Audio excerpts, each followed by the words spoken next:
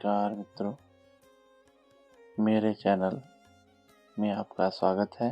मैं धीरज आज आपको गरुड़ भगवान की एक ऐसी कथा कहने जा रहा हूँ जिसमें उनको भ्रम हो गया कि राम जी एक साधारण मानव है, वो कोई अवतार नहीं है। हुआ कि ये कि जब श्री राम जी नागपाश में बंधे हुए थे, तब नारद जी के कहने पर गरुड़ जी ने उन्हें नागपाश से मुक्त किया था और उसके बाद वे वहां से चले गए थे। लेकिन समय भी इतने पर जब राम जी का राज्याभिषेक हो रहा था, उस समय नारद जी को वे आकाश में विचरते हुए मिले। तब नारद जी ने कहा कि हे गरुड़ जी, आप यहाँ क्या कर रहे हैं?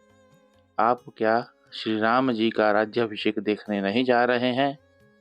तब गरुड़ जी ने कहा कि श्री राम जी, हे नारद जी, आपके कहने पर जब मैंने उनके नागपाशों से उनको मुक्त किया था और जैसे मैंने उनको देखा था और जिस प्रकार से वे विवश थे, नागपाश में अचेत पड़े हुए थे, उनको जब मैंने मुक्त कर दिया उसके बाद ही उन्हें चेतना आई।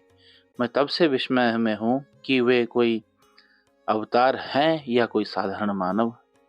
मैं इसी कारण से संशय में हूँ, शंकित हूँ, और आप मुझे मिल गए। मेरी शंका का समाधान करें। नारद जी ने कहा कि आपको आपकी जो शंका है उसका निवारण केवल और केवल शिव भगवान कर सकते हैं, क्योंकि राम तत्व को उनसे ज़्यादा और कोई नहीं जानता। आप उनकी शरण में जाइए और उनसे इस प्रश्न को पूछिए, वे आपका उचित मार्गदर्शन करेंगे। इस प्रकार नारद जी को उन्होंने प्रणाम किया और कहा, नारद जी, अब मैं शिव धाम को जाता हूँ। और वे कैलाश की ओर चल पड़े। जब खगराज कैलाश में पहुँचे तो वहाँ पर शंकर भगवान जी माता पार्वती सहित विराजमान थे। उन दोनों को खगराज ने प्रणाम किया और भगवान को प्रणाम करके जैसे ही वे खड़े रहे, तब प्रभु ने उनसे पूछा कि हे गरुड़, तुम यहाँ क्यों आए हो? मुझसे कहो।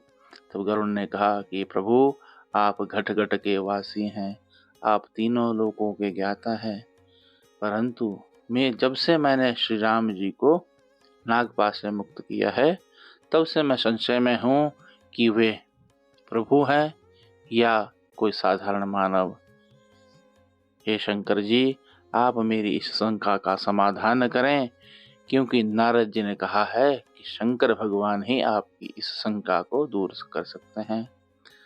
तब भगवान जी ने कहा कि जिस शंका में तुम पड़े हो गरुड़, वह मायापति की माया है, उससे कोई नहीं बच सकता। पर फिर भी मैं तुम्हें कहता हूँ कि तुम महेंद्र पर्वत के उत्तर दिशा में एक नीलगिरी पर्वत है, वहाँ पर काकभूषुंडी जी रहते हैं। वे निरंतर राम कथा का गुणगान करते रहते हैं। तुम वहाँ जाओ, उनके पास जाकर राम कथा सुनो, जिससे तुम्हारा जो संशय है दूर हो जाएगा। इस प्रकार भगवान की वाणी सुनकर गरुड़ जी उनको प्रणाम करके उस गंतव्य की ओर चल दिए। और जब वे वहाँ पहुँचे, तब वहाँ पर जो काकभूषुंडी जी है, जो उस समय राम कथा कर रहे थे, कि उसी समय गरुड़ जी वहाँ आए। तो गरुड़ जी ने काकभूषुंडी जी को प्रणाम किया। तब काकभूषुंडी जी कहते हैं कि हे खगराज, आप तो हमारे राजा हैं, आप मुझे प्रणाम क्यों कर रहे हैं? आप मुझे आदेश दें।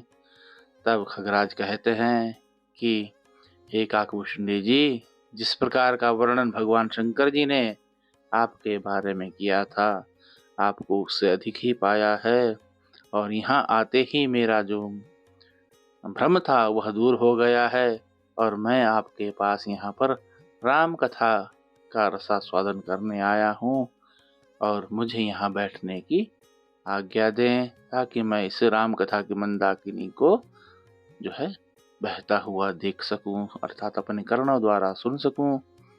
और इसलिए वहां पर जो है खगराज जी ने काकभुशुंडी जी से जो है राम कथा का वर्णन सुना और अपने भ्रम को दूर किया।